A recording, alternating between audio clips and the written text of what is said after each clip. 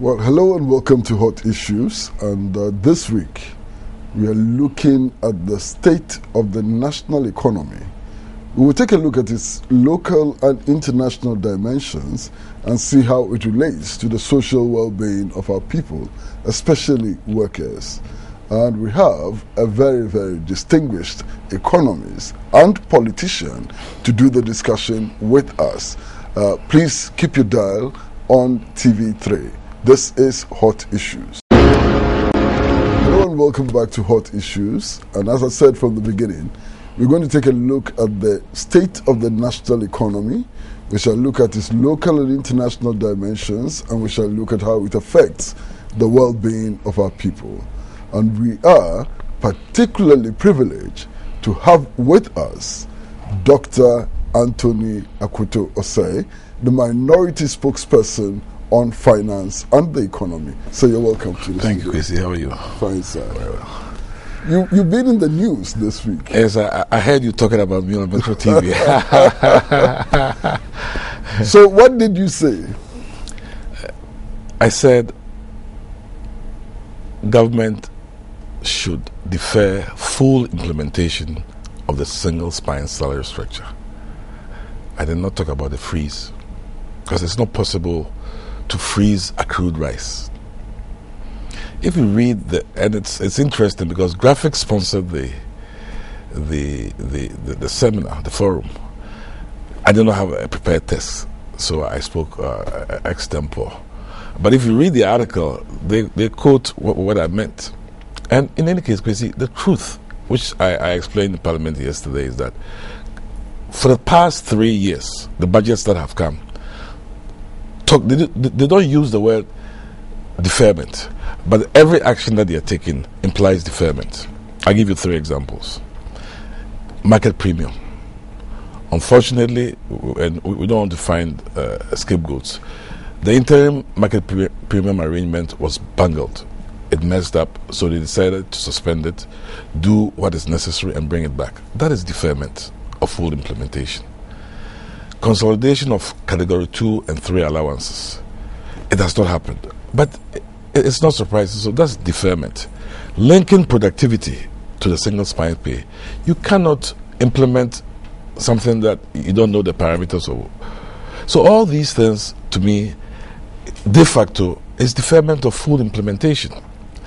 But put that in the context that each year, as I speak, the last 3 budgets, the government itself has been talking about it's not sustainable. So it makes sense that if you find that it's not sustainable, you stop where you are, because what you have not given me, I don't have anyway, until we negotiate it. Let us review what has gone wrong properly. Let us do the full costing.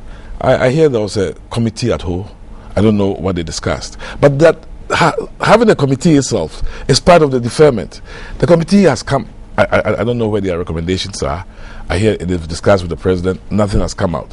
So the government itself is practicing full deferment, deferment of full implementation of the single spine salary structure. Because it is not just bringing people.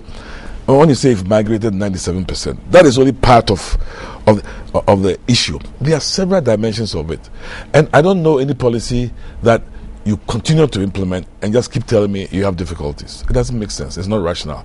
So it makes sense that where you are, you assess, review, and then where you think that you have the right solution, you prefer it. It means that you have to negotiate payments beyond the time that. And in any case, this was meant to be a 5-year program originally.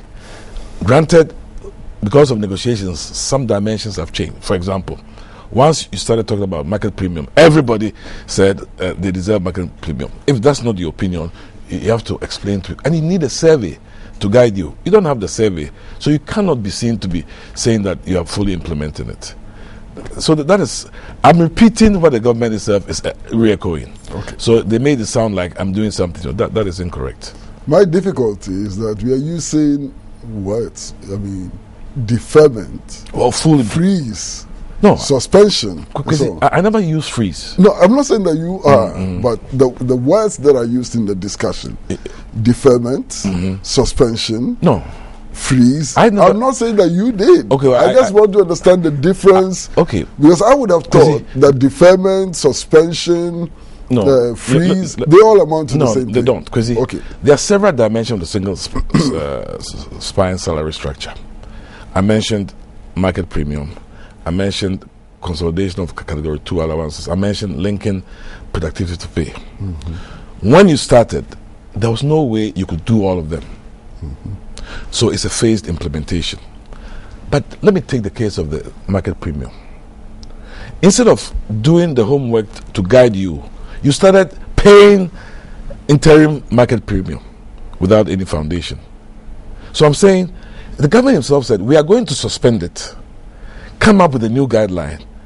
So that is deferment. But you shouldn't have done it in the first place. That's my point. You were not ready. So it is not your fault, but somebody made a mistake. Let's admit it. But it's okay to make a mistake. Correct it properly. You're talking about linking productivity to single spine. Have you done, what is productivity? Do workers understand what it means? So it's not possible for you to claim you are implementing that aspect of it when you don't know what it means. So that's, and you see, a 5-year plan, you cannot implement fully. My beef is that when you say that it's not sustainable, what do you mean? Let's not discuss it. The current state you are in is not sustainable. Is that what you're saying? It means that the other aspects will have to renegotiate with workers. But if and you keep saying you are committed to it, and it's having a difficulty, it is prudent to stop where you are. The other parts have not accrued yet. If and when you negotiate it, you can spread the payment. Because once you have not paid me the category 2 allowances, I don't have it yet. But if, as part of the negotiation, I get it, and you say, look, because of budget constraints, I cannot pay it all in 1 year, then give me 3 or 5 years. That is fair. But all that, right now, even nobody really, no, I shouldn't say nobody, some of us don't know the full details of what is on the spine itself.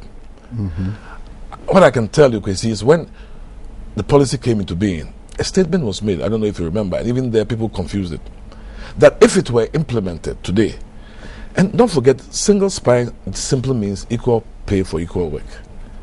So you have to do job assessment and all of that, so that if I'm a driver in finance, I should not get paid less than a driver in health. But don't forget, the health workers had their own salary structure. So a driver in health was higher than anybody.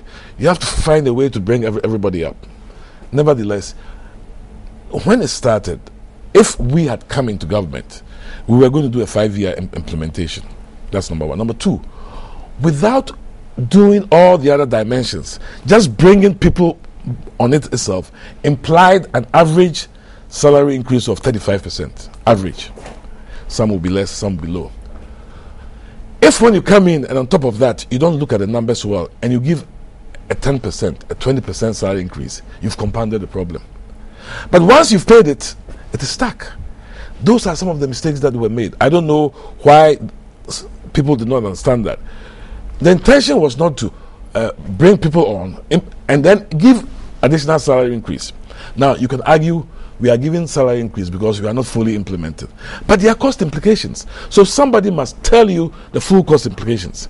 But once you implement and then you come back to me and say, oh, it is taking much more than I expected, then somebody has not done their homework. The minister, in apparent reference, and I'm using my words advisedly to what you said that there's nothing to defer, and that already 98% of the project has been concluded. That is where I mean, it's a good friend of mine. But go and read the last 3 budget statements. If you tell me you are going to suspend the interim market premium, what are you saying? Bringing 97 on board is one aspect of it, on the simple notion of equal work for equal pay by job assignment. How do you link productivity to the single spine? Have you agreed on what productivity is? Who is going to measure it? Is there a guideline? So you have not implemented it. You have deferred it until you are ready. So that is the difference. So I think, I mean, and the proof is that if you read all the 3 budget statements, those statements imply deferment. So you cannot turn around and say, what it means is that the rights that have been accrued down, you cannot reverse. And I agree with him. That is why I also agree with that. Once I've come on and I have this salary. You cannot go back and say that, for example, those who have paid the interim market premium, a certain minimum amount has been paid, whether you like it or not. My suspicion is that in some cases, for whatever reason, even the consolidation of all the allowances were done. See, that kind of poor implementation only creates problems. My view is that if the facts are known really, and people say that, look, but first you have to be credible. You see, as I speak, not all the arrears have been paid, some as far back as 2010. So when you tell me that you paid by a certain time and you're not paying me, when I negotiate with you, I negotiate harder because you're not credible. So the fact is that the government policy is deferment. It is not Dr. Osei's policy. And they are not wrong. They are not wrong. But let people understand that that's what you're doing. Don't use language that will give the impression that you are not deferring, because you are. Okay. Otherwise, that's when you bring the agitation. Once the doctors started talking market premium, now the civil servants, was that part of the policy? The answer is no. So, if you are not ready to do it for the doctors, because there were no guidelines, so how could we have started it? You don't cave in only because of pressure. It will come back to haunt you. Let's be realistic. So did you talk about retrenchment of labor? Because government has already started, Kwesi. It is not Dr. Osei policy. Let me tell you that. But do you support the retrenchment of labor? We'll come to that. First, I want to go on record that the government has started retrenchment. Why do I say that? Because some 2 years ago, the government brought a loan to Parliament. I think 1.5 or 2 years ago. Let's say 1.5. For the Ghana Statistical Service to contract a $30 million loan from the World Bank. And at that time when they came, part of the condition was that they will agree to retrench up to 300 members of the GSS. The committee was not comfortable with the way they arrived at the numbers, so we did not approve the loan. About 2-3 weeks ago, government requested, Parliament has approved the loan. 30 million concessionary, 10 million grant, and in there, up to 89 workers will be retrenched. So the practice of retrenchment has started. So what is wrong in saying that, look, tell them that we have started? But that specific retrenchment is not a general retrenchment of labor. You cannot do a general retrenchment. That is the essence of it. You cannot. Because this work has been going on for 2 or 3 years. So they've come to some arrangement. You cannot say, I'll retrench immediately, because you haven't done the homework. But if that's what you're doing, then say so. So we agree, for the purposes of this discussion, that government has started retrenchment. Yes. Is it proper? It depends on the circumstances. What are the circumstances? If the conditions for retrenchment are agreeable. You see, because sometimes Ghanaians, we have to be honest with ourselves. Everybody, I'm sure including you, has gone to the ministries. And you can confirm that not everybody there is working the way we expect them to work. This issue about productivity. How do you explain to me that I should go because my productivity is not high, but I'm being paid not to do anything? So what are the choices? The same resources we have must be used to do A, B, C, D. Ghanaians must decide. We prefer to keep 600,000 employees on the payroll, pay them for not doing anything, and not have roads. This is a debate that we must have. Honest debate. But there's another debate that we should be having. Yes. Why always kick out ordinary workers? No, because it's not ordinary. See, that is where retrenchment does not mean ordinary workers. Because you must go. That is why I gave. The numbers in government keep increasing. No, but that's why I gave an example. The number of ministers is increasing. That's where the number of parliamentarians is increasing. That's why I gave an example. Let us have the debate that, look, Ghana, we only need 100 MPs. Let us come to that decision. Then everything is consequential. So we only need 50 ministers, for example. Let us come to that agreement and then budget for it. I don't have any problem with that. If you don't begin the debate, then it will be my opinion, Kwesi's opinion. That is not a rational way of doing it. That's why I gave the example that the president should start by giving every minister to prove why they cannot cut their ministry, but maybe including deputy ministers. But that debate must go on. If you really must, this thing about cutting your salary is not it. So the presidency itself can start with itself. Why do I need all these advisors? Do I? If that comes from the presidency, every minister will go on. Because don't accept the fact that you on one hand you say people that come to work, they are not performing, but they cannot be entrenched. So it could be that chief directors can be fired, but it has to be negotiated. Let's have the debate. Once we come to the conclusion, then we have a process of knowing that instead of 275 MPs, we have 100. But we would have debated it on the merits, not because it's my perception. But so every now and then we hear about ghost names on the payroll. Isn't it just possible that if we dealt with the ghost names, if we knew first of all how many ghost names we had, and dealt with them, retrenchment may not be necessary? Let me tell you the irony here. In one of the budget statements, when there was pressure on government to make a bold story about ghost names, the government said that it will save 500 million cedis from removing ghost names to pay for the implementation of a single spine. Did that happen? No. Don't get me wrong. If they are ghosts, remove them. But if they are not ghosts, then let's not play with numbers. It didn't happen, and so we're getting those batch. Yes, in some cases they have been ghosts, and I'll not be surprised. You see, the biggest problem numbers we have are in health and education. Because I'll tell you, they need more numbers. So when you say retrenchment, it is not general. Because if you keep telling me we need more teachers, more doctors, but the society must come to that agreement, then there is a no-go area. But if Ministry of Finance, I worked there before, those who work there know that even sometimes it's by preference. Only a small group, sometimes it's by preference, are working. What are the rest doing? We are paying them to turn on the lights. Let us be honest. But that is for the ministers to tell, and then the workers themselves to debate. They know who is not working. Some may agree if the package is right. Some may, because of the conditions of service, you cannot go. They are natural attrition. There's nothing you can do. When they get to the retirement age, let them go, no consultancy, there has no obligations. But don't keep telling me you have a problem and pretend that... and the reason I said, if it's already started, let's be honest, because when we get into 2015, in the next couple of months, it will be difficult for even people to want to discuss it. But if you start the debate, yes, it will happen. But there are hard choices. There are no easy choices. I don't. But I think we should admit that there are problems. You see, people talk about 70% of the tax revenue. I was going to come to that. I was going to find out from you if indeed it's true that about 70% of tax revenue is spent paying 600,000 workers. No. And if you look at the budget statements, you have to. It's a matter of definition. Okay, let me give you an example for 2014.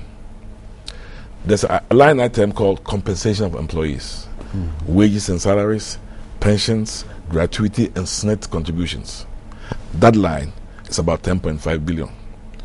Total tax revenue is about 20.5. So if you use that, it's about 50%. But that includes social security payments, pension and gratuity. So it's not strictly wages. But then you have to add the backlog of pay as a result of the implementation of the single spine. The 10.5 includes some of the arrears. When we asked them, when they brought the budget, what is the quantum of arrears, the number they gave us, 200-300. I don't believe it. I think it's bigger than that. So the actual wage bill may be lower. And then again, even for SNCs contributions, the arrears is almost 700 million cedis. So you have arrears there, then you have current. Let us open up these numbers and say that, look, in the next 3 years, this is what we have in terms of current, in terms of arrears. We cannot pay it all in 1 year. But please, once we agree that these are the numbers, then in a 3-year period, that's what we will do. But don't agree to pay me now and then come when it's due, I don't have it, because people plan on it.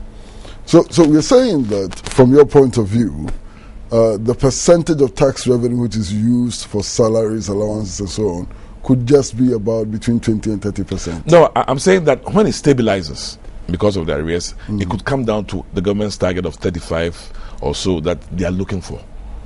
But so there isn't such a big problem. No, it could be, because you see the issues of productivity come in play. That's one that you cannot discount, and we don't really know the full, because we haven't implemented the full complement. We have not costed it, because if you bring in market premium, productivity, consolidation, it may go to 15. I don't know, but this is why you've hired people to let us know these facts. But isn't it terrible that the data we are working with, the whole nation is working with, appears to be unreliable? Well, I wouldn't want to go that far. It is not fully known. Let me put it that way. But that is unreliable. Well, so it is incumbent on the government to really come up with the full details. I think it should not be a secret, because my view is that more information helps us resolve the problem, so that people will be clear in their mind that, look, this is really what we are faced with. That in 4 years' time, we could go up to 12 billion, then it will stabilize. The other part is that, hey, if we don't want to lay off, or that is the true wage bill, then let's find the revenue. How do we find it? These are not mutually exclusive. If you have leakages in customs that you can collect, in my view, at least 30% more, then bring that up.